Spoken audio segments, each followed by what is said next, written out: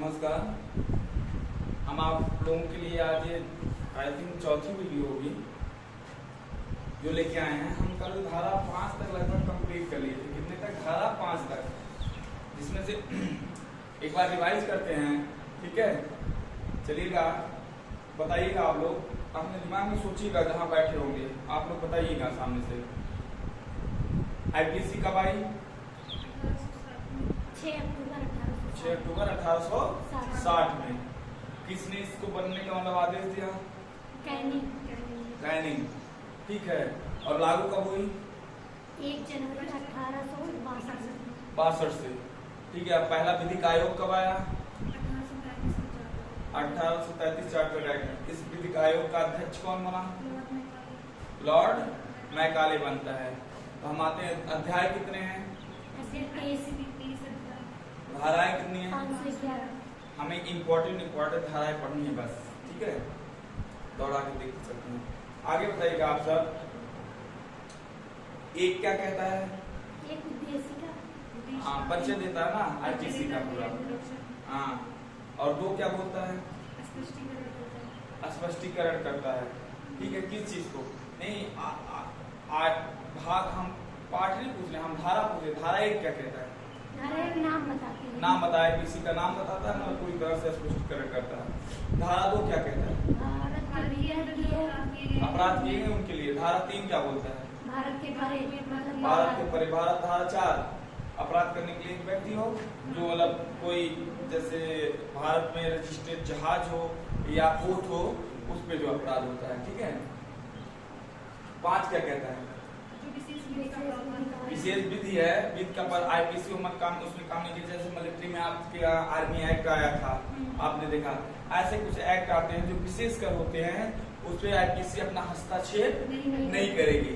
अब अध्याय 2 आज हमें पढ़ना था। क्या था? अध्याय 2। अध्याय 2 क्या बोलता? 5 से 52 तक। 6 से 52 तक। अध्याय 2 में क्या बोला जाता है? समान स्पष्टीकरण। अध्याय 2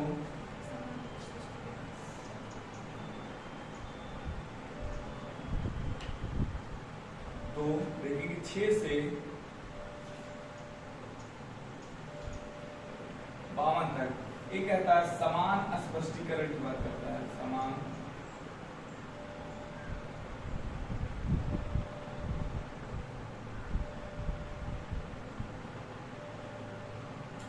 स्पष्टीकरण की बात करता है। किसकी बात करता है? समान स्पष्टीकरण की बात करता है।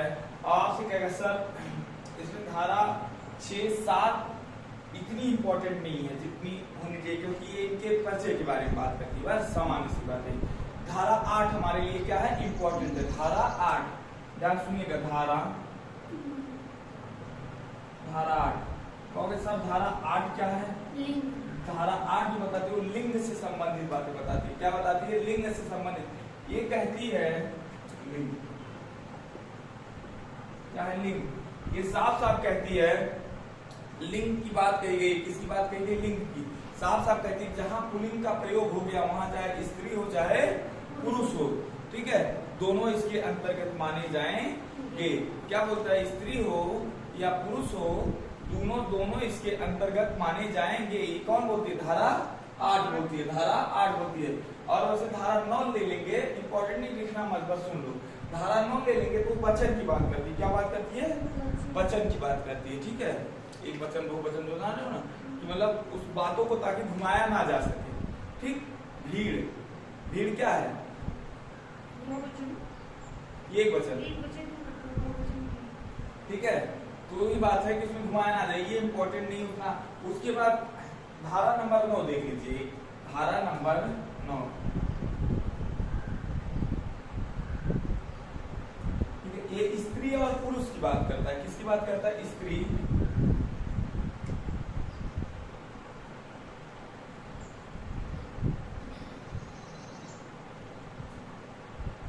इसमें कहा गया अगर एक बच्चा भी होगा, वो भी जैसे बच्ची होगी तो भी स्त्री की परिभाषा में आएगी। बात समझिए ना। अगर एक बच्ची है वो भी स्त्री की परिभाषा में आएगी, और एक बच्चा है वो भी किसकी परिभाषा में आएगा? स्त्री की परिभाषा, वो पुरुष की परिभाषा में आएगा। बात समझ में आई ना? किसकी परिभाषा में आएगा? पुरुष की परिभाषा में आएगा। ये 9 कहता है, आर्टिकल नंबर 9 कहता है, देखो धारा। हाँ, धारा नंबर 9। ये धारा जो है, धारा देखिए, इसको सजाते हुए चले गए हैं। बात समझ में ना? अब धीरे धीरे अपराध पे आएंगे, फिर सजाओं पे भी आएंगे। पहले तो सारी बातें स्पष्ट कर दी जाए कि क्या होना चाहिए, क्या नहीं होना चाहिए। उसके बाद आपको की जो सबसे इम्पोर्टेंट धारा आती है वो धारा नंबर 11 आती है।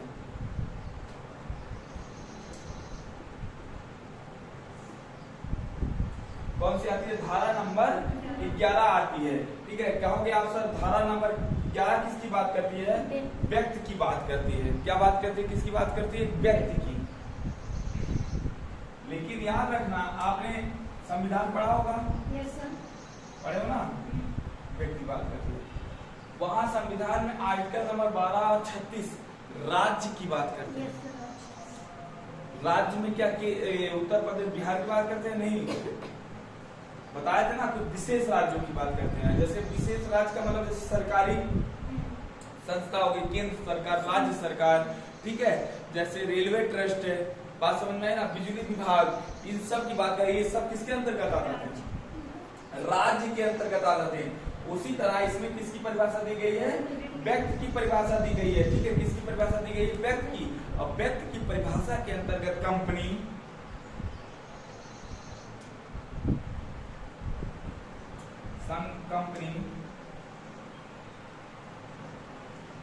कंपनी, संघ, राज्य आते हैं। कहने का मतलब जैसे 12 और 36 सजाया गया है, उसी तरह से किसको सजा दिया गया है? इनको सजा दिया गया है 11 को। बात समझ में? किसको सजाया गया है? 11 को। साफ साफ बता देता है कि मतलब 11 धारा जो होती है, धारा नंबर 11, ठीक है, वो किस किन चीजों को दर्शाती है। बात समझ में आई ना?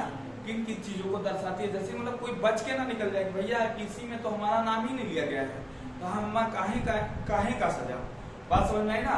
ऐसे संविधान में बताया गया 12 में, पहले ही बता दे राज्य क्या है, किसका कर्तव्य है। 36 में दोनों मिला के, वरना ये क्या करेंगे, इस अपने कर्तव्यों से धीरे से किनारा कस लेंगे। वैसे यहाँ भी समझा दिया गया है पूरी बात। बात समझ में आ गई? उसके बाद आपके लिए जो इम्पोर्टेंट धारा आती है, धारा नंबर 22 आती है। कौन सी? धारा नंबर 22। इसमें लोग की बातें की गई है बीच में ही, और क्या नाम है, कोर्ट की बातें की गई। ये सब इतना इम्पोर्टेंट नहीं है। देखते हैं धारा नंबर,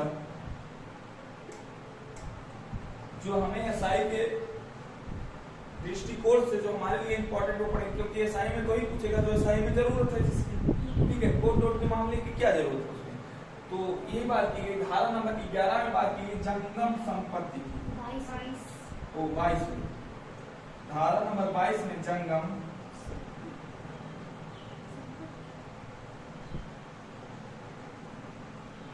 किसकी बात की गई है? जंगम संपत्ति की बात की गई है। जंगम संपत्ति मतलब जैसे आपकी प्रॉपर्टी होती है, ठीक है, अगर उसमें कोई भी इलीगल चीज होता है, आपकी आईपीसी के तहत जाके जो है केस कर सकते हैं, कोई दिक्कत नहीं है। जंगम संपत्ति समझ रहे हैं ना, जो पार्टिकुलर संपत्ति, जैसे दादा बाबा ने आपको दिया होगा 4 बीघा के, 2 बीघा के, जो भी जिसके हिस्से में पड़ा होगा, ये सब किसके अंतर्गत आती है? एक जंगम संपत्ति के अंतर्गत ही आती है। बात समझ में आई ना? देखा जाए तो, ठीक, आपका घर है, खेत है, पेड़ है, मंदिर है, ये सब किसके अंतर्गत आ गया?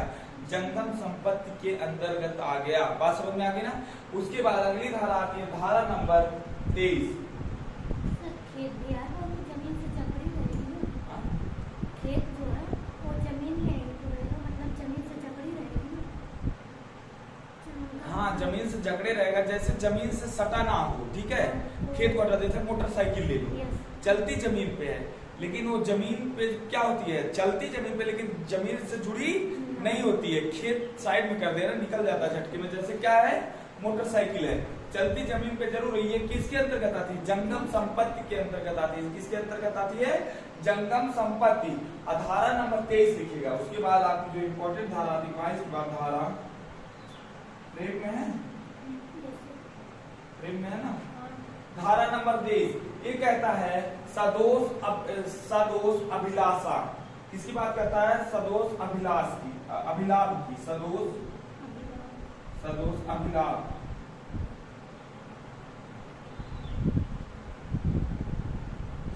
सदोष अभिलाभ नहीं में है ना, कट नहीं रहा ना, ठीक है। किसकी बात करता है? सदोष अभिलाभ। जैसे कहा गया है सदोष अभिलाभ का मतलब क्या है? सदोष एक तो दोष और दूसरा लाभ, कमाई करना, यानी कि गलत तरीके से कमाई किया हुआ रुपया या कुछ भी हो, जो भी हो, यानी कि आप गलत तरीके से, इसका मतलब क्या है? गलत तरीके से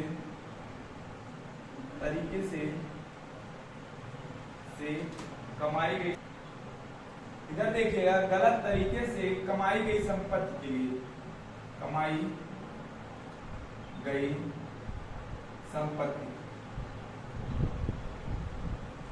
यानी कि आपको गलत तरीके से कमाना नहीं है। जैसे एग्जाम्पल देखते हैं, देखना जैसे एग्जाम्पल धारा 23 का कहते हैं, जैसे ये है,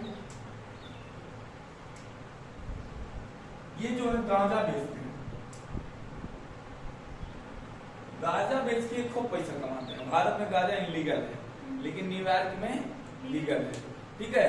गांजा बेच के बहुत सारा पैसा कमा के रख लिए, और जब ये जो पैसा कमाए हैं एक तरीके से देखा जाए तो क्या कहा गया? सदोष अभिलाभ है, यानी कि गलत तरीके से कमाया गया पैसा, ठीक है। हाँ, नशील, एक प्रकार से देखोगे तो नशीले पदार्थ के अंतर्गत आता है। इसके अंतर्गत नशीले पदार्थ के अंतर्गत आता है, ये भी बात समझ में आई ना। इसलिए आप बैन, और वो नशीला पदार्थ की एक बार पी लो तो जिससे आपका मानसिक संतुलन भी हिलने के चांस बहुत ज्यादा रहते हैं, ठीक है। चाइना ने अपने यहाँ इसको बैन कर दिया, भांग को बैन कर दिया पूरी तरीके से। क्यों? उसने कहा गांजा भांग को, उसने कहा हमारे युवा इसको पी के, अच्छा दो होते कि गांजा भांग? दो होते हैं ये, दो होते हैं। गांजा भांग चिल्ला जो भी वो उनका होता है उसमें चढ़ा के पिया जाता है गांजा, और भांग खा लिया जाता है, ठीक है। दोनों में इंसान झूमता लेकिन बराबर से, बस समझ में क्या करता है? झूमता बराबर से। वही बात हुई, इसमें कहा गया साफ साफ कि चाइना ने क्या कहा कि हमारे युवा जो इसको पी के क्या कर रहे हैं, पूरी तरह से बेकार होते जा रहे हैं, काम नहीं कर पा रहे हैं। बात समझ में आई ना। तो इसलिए उसने अपने यहाँ पूरी तरह से बैन कर दिया। भारत में पहले से बैन है, लेकिन न्यूयॉर्क में अभी बैन हटा दिया गया था इसमें से। बात समझ में आ गई ना। तो वही है कि जो पैसा कमाए हैं गांजा बेचकर, ये क्या है? एक प्रकार से सदोष अभिलाभ है, यानी कि गलत तरीके से कमाया हुआ पैसा है। बात समझ में ना, कैसा पैसा है? गलत तरीके से कमाया हुआ पैसा है। अब आगे आ जाते हैं,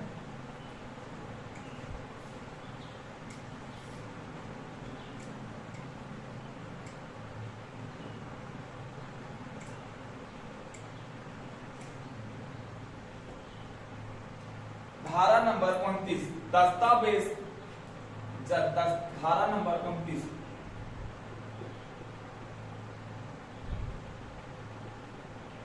जो क्या कहता है? कहता है दस्तावेज, कौन सा चीज? दस्तावेज, चेक, संपत्ति, दस्तावेज, चेक, संपत्ति,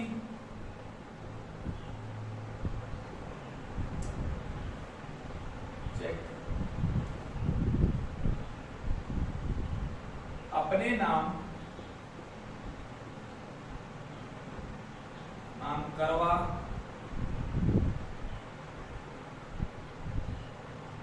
क्या करने पर? अपने नाम करवा लेने पर, ठीक है, करवा लेने पर। दिख रहा है ये क्या कहने का इसका मतलब है? जैसे आप उदाहरण देखिएगा, ध्यान से देखिएगा उदाहरण। ए है, ए नहीं कोई नाम लेते, जैसे श्याम है और राम है, दोनों में बहुत गहरी मित्रता है। क्या है? दोनों में बहुत गहरी मित्रता है। और उसके बाद राम इनको खूब दारू पिलाते हैं। क्या करते हैं? खूब दारू पिलाते हैं। और श्याम जो है एकदम दारू पी के फेल हो जाते हैं, ठीक है। उसके बाद कोई स्टाम्प लेके आए, कोई दस्तावेज लेके आए, उस पर क्या करें? साइन करवा ले इनके, और इनकी संपत्ति का कागज लेके आए, उस पर गलती से क्या करें? साइन करवा ले, इनके अपने नाम का चेक कटवा ले गलती से, ठीक है। तो इन सब ऐसे अपराध करना वैध है, यानी कि ऐसा अपराध आप नहीं कर सकते, किसी के साथ धोखाधड़ी वाला काम बिल्कुल नहीं कर सकते। वही का दस्तावेज चेक संपत्ति में अपना नाम करवा लेना, यानी कि गलती से किसी ने जान के किया है तो अलग की बात है, लेकिन गैर कानूनी तरीके से आप ये काम नहीं करवा सकते। बात समझ में आई ना ये उदाहरण, ठीक है। अगला देखिएगा धारा नंबर 30, धारा नंबर 29 से आता है, धारा नंबर 29A।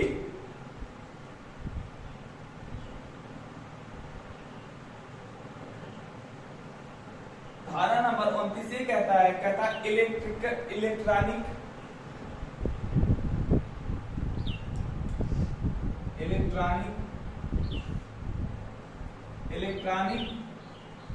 इलेक्ट्रॉनिक रिकॉर्ड, जैसे एक आईटी एक्ट, क्या बोलते हैं इसको शॉर्टकट में बोल देखा जाए, आईटी एक्ट कब आया था? आईटी एक्ट बताइएगा आप लोग। सन 2005 में। आईटी एक्ट कब आया था? सन 2005 में। आरटीआई एक्ट कब आया था? वो 2005 में आया। वो 2005 में आया था। तो आईटी एक्ट कब आया था? ये नहीं पता। सन 2000 में जोड़ा गया। कब? इसी के तहत आईटी एक्ट सन 2000 जोड़ा गया एकदम मिला देते हो आरटीआई एक्ट आईटी एक्ट आपस में सब भरा था, कोई दिक्कत नहीं, ठीक है। आईटी एक्ट सन 2000 में जोड़ा गया। कब जोड़ा गया? सन 2000 में। किसके अनुसार? धारा 29A के तहत। किसके तहत? धारा 29A के तहत। बात समझ में आई ना? अगली धारा लिखिएगा, धारा नंबर 34। लेकिन धारा याद रहनी चाहिए जितना लिखा रहे हैं, कल पूछेंगे। धारा नंबर 34,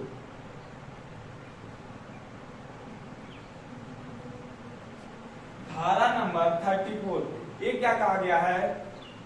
एक आ गया सामान्य आशय। सामान्य आशय क्या? कल नहीं परसों। सामान्य आशय,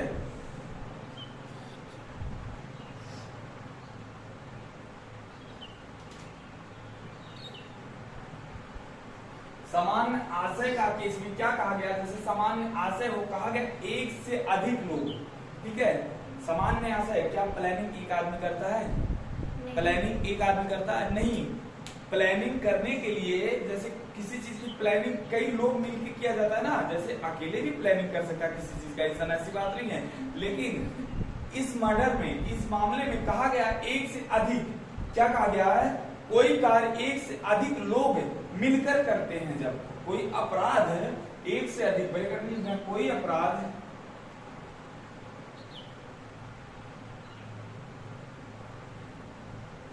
एक से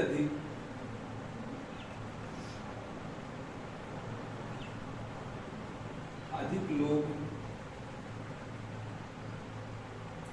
मिलकर करें,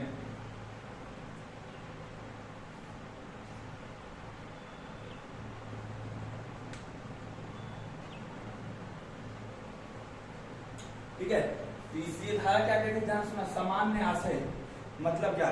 जैसे कोई भी कार्य है, ठीक है, कोई भी अपराध है एक से अधिक, जैसे A, B, C और D, ये चारों मिलके कोई भी अपराध करते हैं, कोई भी काम करते हैं। बात समझे ना? वो अपराध ऐसा माना जाएगा जैसे कि एक अकेला व्यक्ति ने ही किया है। कहने का मतलब कि ये नहीं देखा जाएगा कि ग्रुप में किया है तो इनके ऊपर सजा कम कर दी जाएगी। वही मान लिया जाएगा कि जैसे इस अपराध को सिर्फ एक अकेले व्यक्ति ने ही किया है। बात समझ रहे हैं ना? ठीक है। कहने का मतलब जब जो वही अपराध एक करेगा, जो सजा इसको मिलेगी वही सजा इन चारों को मिलेगी। ठीक है, क्या होगा? वही सजा इन चारों को मिलेगी। कहने का साफ साफ मतलब है सामान्य आशय मतलब कोई अपराध, ठीक है, कोई अपराध एक से अधिक व्यक्ति मिलके करते हैं, कोई भी अपराध एक से अधिक व्यक्ति अगर मिलके करते हैं, ऐसा माना जाएगा जैसे कि उस अपराध को पार्टिकुलर एक व्यक्ति ने ही किया। ठीक है, ये नहीं देखा जाएगा चार लोग हैं तो थोड़ा मतलब वरीयता दे दी जाएगी। ठीक है, उनको सजा उसी अनुसार मिलेगी जैसे एक व्यक्ति, पार्टिकुलर एक व्यक्ति ने ही उस अपराध को किया हो। बात समझ में आ गई? अगली धारा देखिए जैसे आर्टिकल टू आर्टिकल पढ़ते चले आए हैं वैसे जो है धारा टू धारा भी पढ़ते चले जाएंगे, कोई दिक्कत की बात नहीं होगी, ठीक है। हाँ तो पहली बात तो असल में धारा की आवश्यकता कहीं नहीं पड़ती है एसआई छोड़ के, ठीक है। अगला लिखिएगा धारा नंबर 36।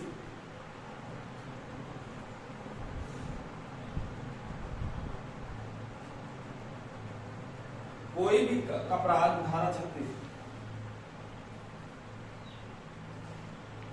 कोई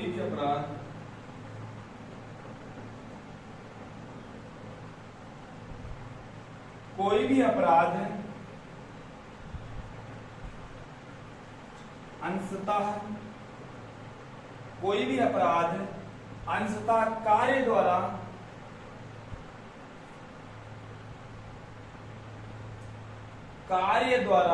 या अंशतः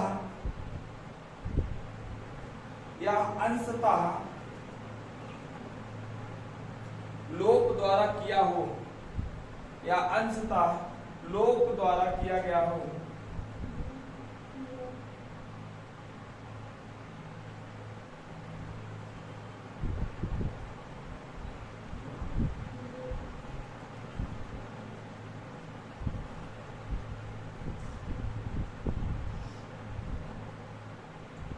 ये उतना मायने नहीं रखती है, ठीक है। बट ख्याल रखना कि कोई भी अपराध अंशतः, ठीक है, इसके द्वारा कार्य द्वारा किया गया हो, मतलब बहुत नॉर्मली सा अपराध होता है इसमें, ठीक है। जैसे हाँ बस इतना ही कह देते हैं, हाँ बस वैसे नहीं उतना तो जैसे, हाँ सही है, मतलब उतना तो जैसे कि तुम हाँ किसी को जो है याद होगी तो वैसे भी तुम्हारे ऊपर केस कर देगा, केस हो जाएगा, स्वाभाविक सी बात है। बस बहुत नॉर्मली अपराध होते हैं, बात समझ में आई ना। अगला देखिएगा ए अध्याय, हाँ बताओ क्या कहना चाहती है।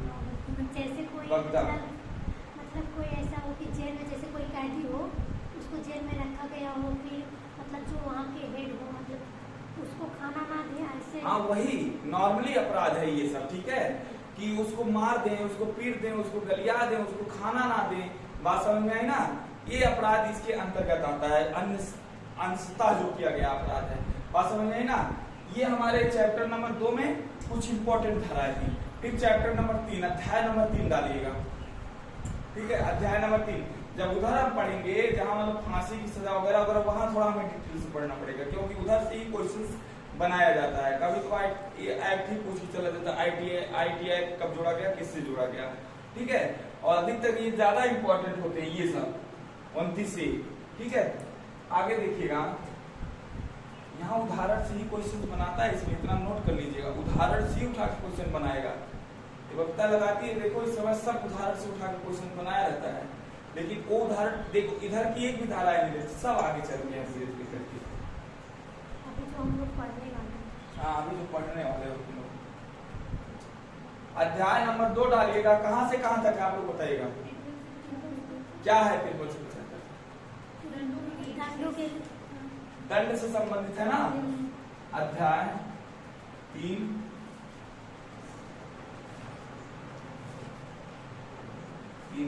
53 से 75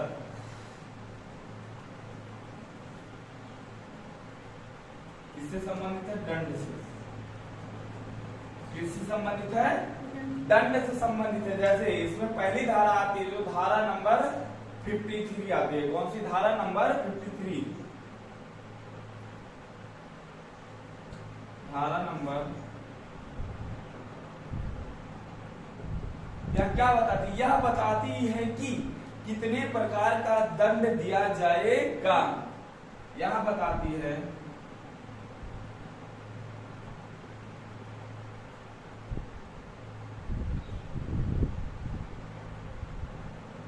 कितने प्रकार का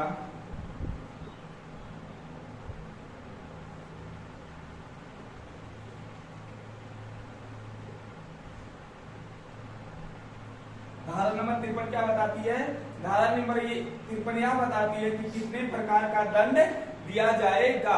अब क्या दंड जानना चाहते हो कितने प्रकार का मिलता है, लिख लो। पहला लिखो मृत्यु दंड, पहला लिखो मृत्यु, खतरनाक वाला। चलिएगा, मृत्यु दंड को माफ करने की शक्ति किसके अंदर थी? राष्ट्रपति।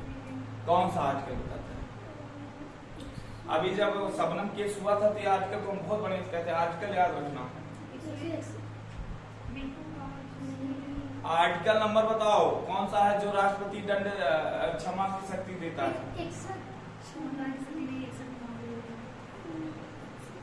अरे भैया 17 के ऊपर पहुंच जाओ, 71 72 पे भी पहुंच जाओ।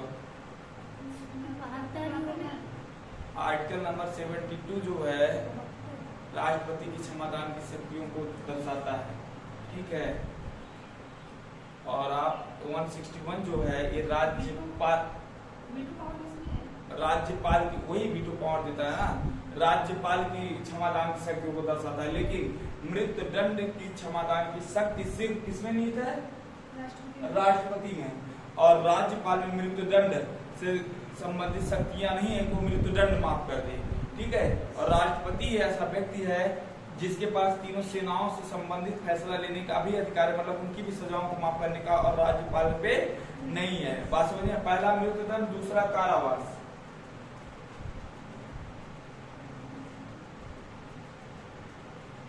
दूसरा कौन सी बात की गई है?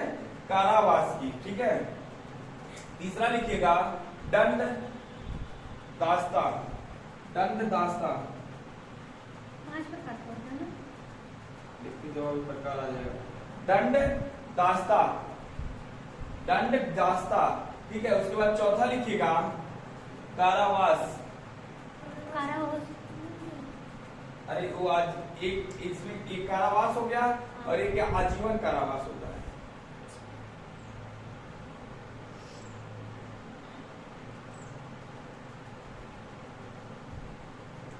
ठीक है। वैसे अगर देखोगी ना तो आजीवन कारावास और कारावास दोनों एक ही बात होती है, ठीक है। तो इसको रहने दो, एक ही में रहने दो, ठीक है। चौथे नंबर पे लिख लीजिएगा वो जुर्माना लगता है। क्या लगता है? जुर्माना।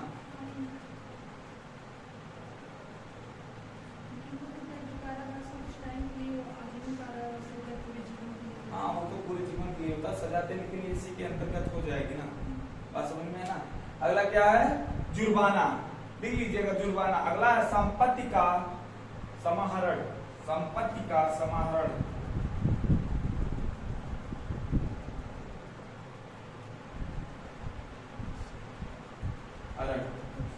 एक चीज आप जानते हो, जेल जाओ, बढ़िया काम करो, पैसा भी मिलता है, खाना भी मिलता है। मिलता है कि नहीं मिलता है? खाने में क्या मिलता होगा? वही जैसा पैसा पे करोगे वैसा खाना मिलेगा, ऐसा मत समझो जेल को। उसमें बहुत मजा किए, कैदी ऐसे जाने पे हमेशा तुले रहते हैं, क्या कहते हैं, 2 लोगों को मारेंगे फिर जाएंगे जेल। जेल तो अपना घर हो गया है, ठीक है। अगर जेल में बंद होने से लोग डर जाते ना तो अपराध भारत में कम हो जाता। बात समझ में, क्या कम हो जाता? अपराध कम हो जाता। तो धारा नंबर 3 क्या बताती है? मोस्ट इंपॉर्टेंट, लिख लीजिएगा इंपॉर्टेंट। धारा नंबर 53 क्या बताइए? बताती है कि कितने प्रकार का दंड दिया जाएगा। क्या बताती है? कितने प्रकार का दंड दिया जाएगा। बात समझ में, यानी कि दंड से संबंधित उस दिन लगाई ना, तो कितने प्रकार का दंड, ठीक है। तो कितने प्रकार का दंड दिया जाएगा ये धारा बताती है, धारा नंबर 53। अगली धारा लिखिएगा धारा नंबर 73।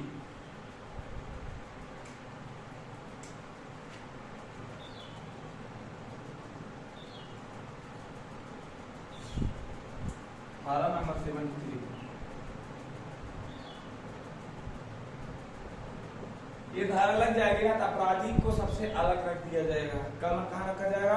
अपराधी को सबसे अलग। आपने अभी देखा है, म्यांमार चले जाइएगा, जहाँ की राजधानी नेपिटा बोलते हैं जिसको, और मुद्रा क्या, वहाँ आंग सान सूकी को क्या किया गया है? नजरबंद कर दिया गया है। कहा सबसे अलग रखा गया कि नहीं रखा गया? वही बात इसमें कहा गया, मतलब अगर अपराधी को क्या किया जाता है इसके अंतर्गत? सबसे अलग रख दिया जाता है। इसमें लिखिए अपराधी को एकांत परिरोध, अपराधी को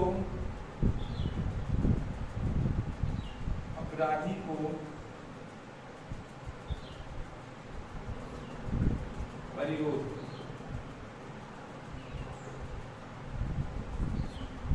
अपराधी को क्या किया जाएगा? एकांत परिरोध में रखा जाएगा। अपराधी को एकांत परिरोध, बात सुनना ध्यान से, अपराधी को एकांत परिरोध। इतना ही पढ़ने से आपको 3 क्वेश्चन 4 क्वेश्चन चाहिए, 3-4 क्वेश्चन मिल जाएंगे आराम से, कोई दिक्कत नहीं है। उसके बाद सही हो जाइएगा ना, तब अपनी पूरी धारा याद कर लीजिएगा। अभी आपको क्रैक करना है सिर्फ क्या? पेपर क्रैक करना है, ठीक है। इसमें कहा गया अपराधी को एकांत प्रतिरोध, जैसे ए ने कोई ऐसा अपराध किया हो, कौन? ए ने कोई ऐसा अपराध किया हो जो लोगों को बहुत खूनखार हो, लोगों के बीच में रहता हो, कैदियों के बीच में हो तो वहां भी खून मारपीट कर ले। इसको क्या कर दिया जाएगा? एक ऐसे सील में ले जाके बंद कर दिया जाएगा जहां जो सिर्फ और सिर्फ अकेला रहेगा, एकांत रहेगा, ठीक है। कैदियों के बीच में नहीं किया जाएगा। जैसे आंग सांग सोगी को क्या किया गया? नजर बंद कर दिया गया, कहते कालपोशी में डाल दिया जाता है। बात समझ में आई ना? वो अपना पड़ी रहेंगी, तो वही बात है। मेहमान वैसे भी राष्ट्रपति इस समय बिन माइंड है, बिना माइंड के हैं। बात समझ रहे हैं ना? बस एक हाँ, काम करोगे तभी खाओगे जेल में, नहीं तो पैसा देना पड़ेगा अपने खाने का। नहीं तो दे देंगे ऐसा पानी वाली दाल मिलेगी, उसमें एक दाल रहेगी पूरी कटोरा भर के दाल में, और बाकी सब पानी रहेगा। बात समझ में है ना? अगले लिखिएगा धारा 74।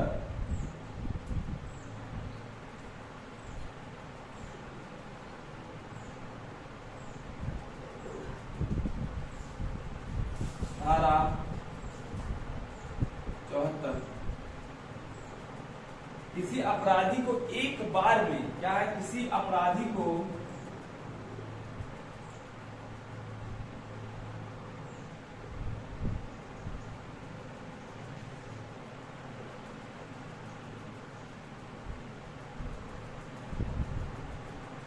एक बार में 14 दिन से अधिक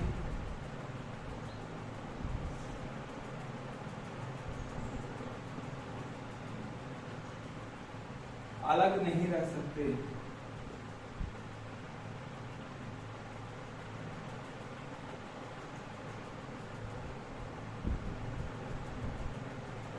चौदह दिन से अधिक अलग नहीं रख सकते।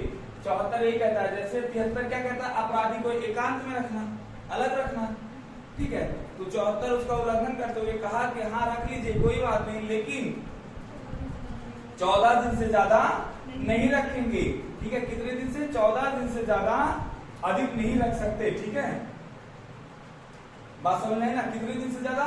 14 दिन से ज्यादा नहीं रख सकते। दूसरी बात क्या कहा गया है किसी के अंतर्गत? दूसरी बात लिखिएगा 3 महीने से अधिक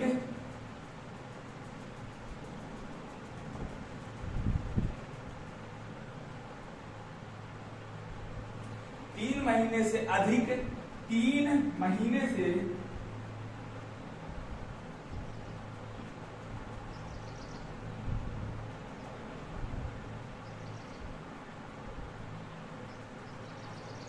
महीने से अधिक कारावास में 7 दिन से ज्यादा नहीं रख सकते।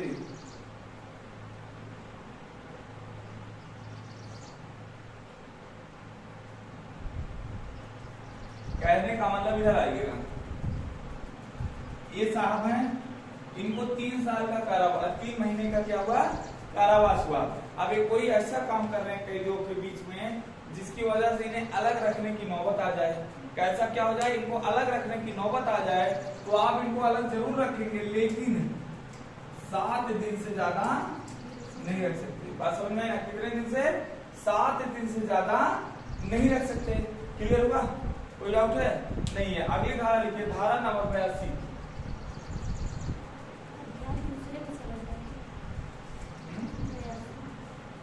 कहाँ तक है? 75 तक है ना?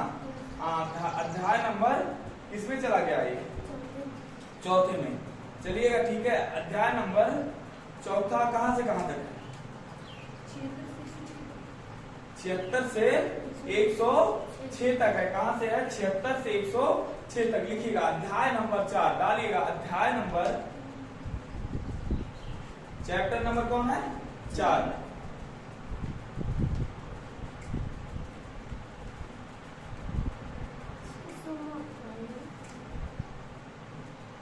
अध्याय नंबर 4 डाल के क्लोज करिए आप लोग, ठीक है।